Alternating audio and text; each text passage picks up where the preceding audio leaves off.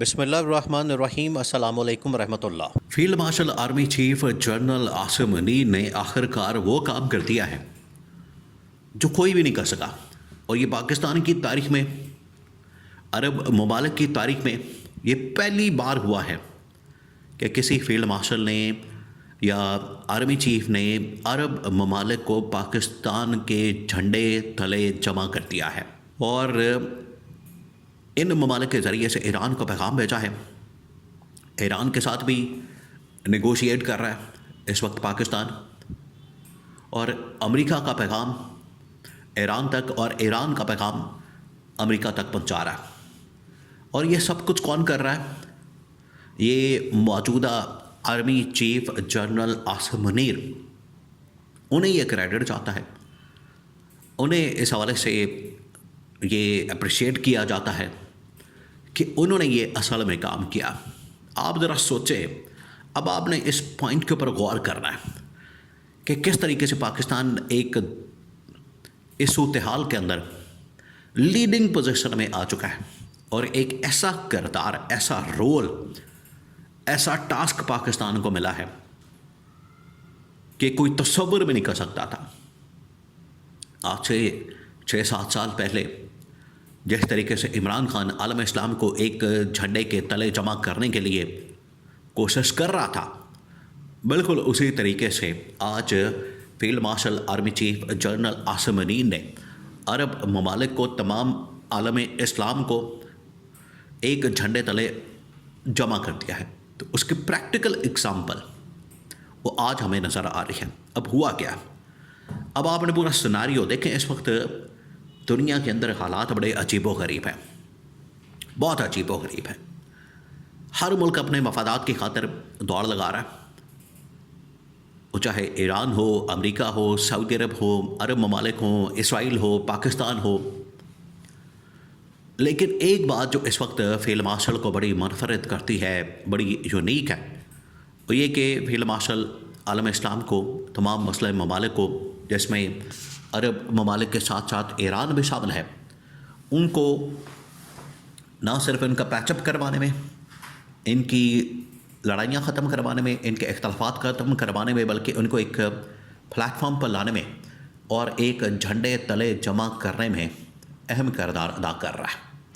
اب ہوا یہ ہے کہ ایران کے اوپر حملہ ہو جاتا ہے، اور ایران کے اوپر جو حملہ کیا گیا ہے، اس میں اسرائیل اور امریکہ کی یہ سازش تھی، یہ بہت بڑی سازش تھی کہ ان کو پتا تھا کہ ایران جواباً عرب ممالک کے اوپر حملہ کرے گا، جس میں سعودی عرب ہے، جس میں UAE ہے، قطر ہے، بحرین ہے، کویت ہے، ان کے اوپر حملہ کرے گا۔ اور جیسے ہی حملہ کرے گا تو یہ ایک دوسرے کے اوپر حملہ کر دیں گے اور یہ لڑ پڑیں گے۔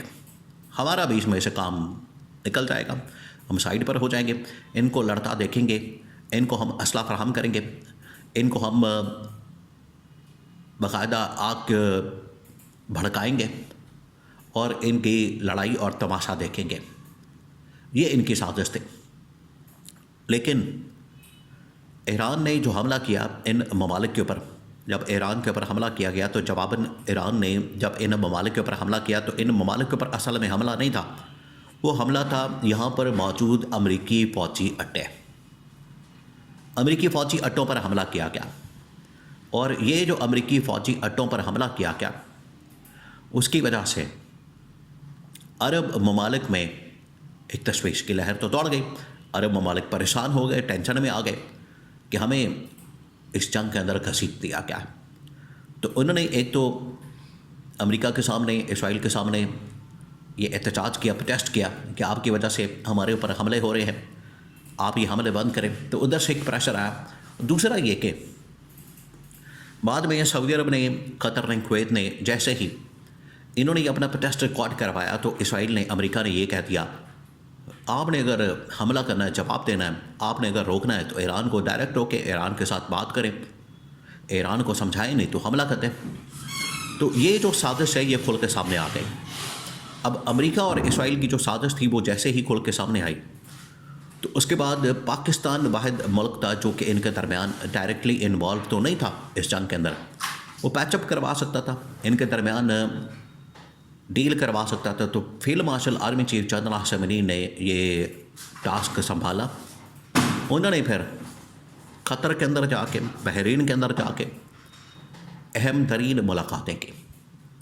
اب جو فیلڈ مارشل نے ملاقاتیں کی وہ نہ صرف امریکی اسٹیبلشمنٹ، امریکی انتظامیہ کے لوگوں کے ساتھ ملاقات کی، بلکہ انہوں نے جا کے ایران کی لیڈرشپ کے ساتھ ان کو بھی میسج کنوے کیا، اور تھرو ٹیلی فون کانورسیشن ان کے ساتھ کی، اور امریکی انتظامیہ کے ساتھ بھی ملاقاتیں کی.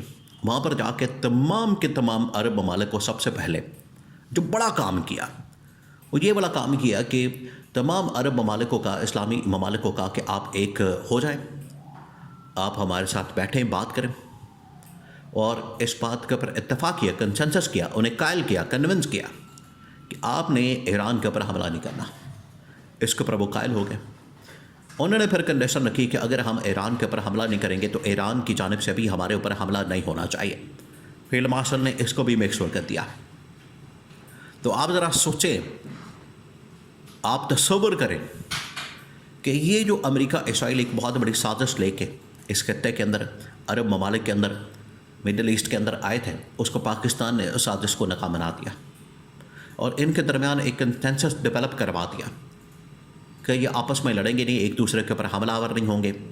اور اس کی وجہ سے ان کے درمیان لڑائی ہوتے ہوتے، جنگ ہوتے ہوتے رہ گئی اور پاکستان نے بچا لیا. نمبر 1. نمبر 2، اب field marshal army chief general Asim Munir نے امریکہ اور ایران کے درمیان ڈائریکٹ بات کروا دی. پہلے تو انڈائریکٹ بات ہو رہی تھی فیلڈ مارشل کے ذریعے سے.